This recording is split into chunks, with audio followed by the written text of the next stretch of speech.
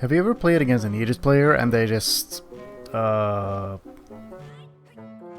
Looks like Pyra is busy fishing. Maybe we should come back later? Hi, as you can see, I'm not quite done talking about bad Aegis habits, and frankly this one deserves its own video. This video is also loosely inspired by On's video about Marth and Lucina's Shieldbreaker and how good it is when you use it sparingly. His channel is great, by the way, wholeheartedly recommend it. So yeah, today I want to talk about Pyra's down air in a similar way, but with a little twist. To start, I want to explain why this move is so enticing for her players. First of all, down air is really big, so it's very easy to get stray hits with it. Additionally, Pyra gets follow-ups after landing a down air at pretty much any percent, provided you know what you're doing. And no, I don't think Pyra's down air is anywhere near as over-centralizing as something like Ike's neutral air, for instance.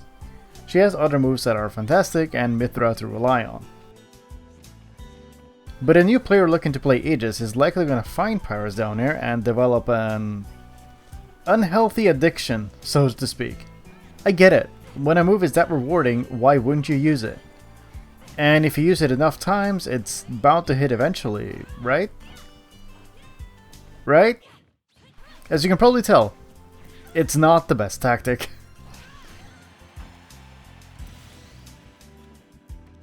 Let me pull out the frame data to show you just how bad this is.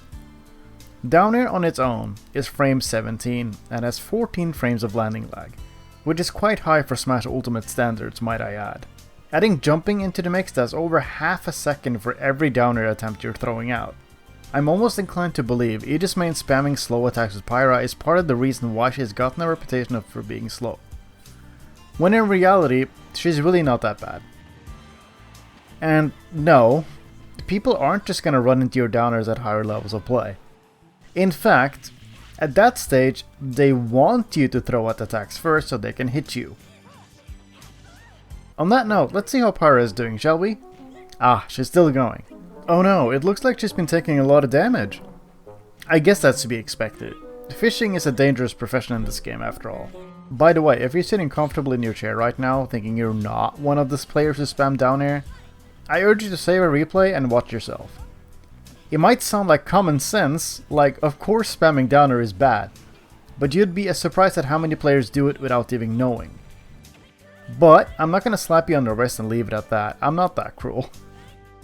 With every no there should be a yes, so let me show you what you can do instead. Now, let it be said that Pyra as a fighter is an opportunist. There's been some debate on what kind of archetype she slots into, but opportunist is what I think fits her best. She is constantly looking for mistakes or habits from the opponent that she can capitalize on. Pyra thrives on making the opponent scared, frustrated, or flustered and conditions them into making poor decisions. Baiting the opponent and punishing them is the name of the game here. All this to say, down air is meant to be a punish tool. It's something you're supposed to use after you've conditioned your opponent. Sometimes that looks like catching a defensive option like rolls, spot dodges, and air dodges. Other times it's stuffing out reckless approaches or ignorant attempts at punishing you. Yes, ignorant. If the opponent doesn't know something is safe, you gotta blow them up for it. That's the rule.